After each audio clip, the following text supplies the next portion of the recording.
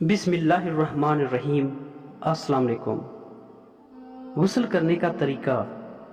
पहले दोनों हाथ धोए जाएं, फिर बाएं हाथ के साथ अपनी शर्मगाह को अच्छी तरह धोना चाहिए।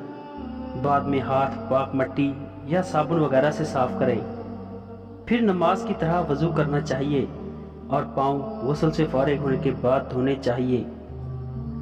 वज़ू करने के बाद अपने सर के बालों में खुलाल कराएं।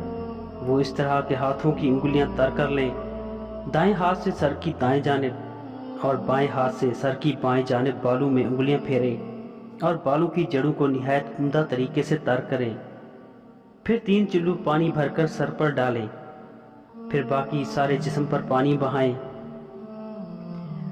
आखिर में पाँव धोएं। गुस्ल दाएं तरफ से शुरू करें।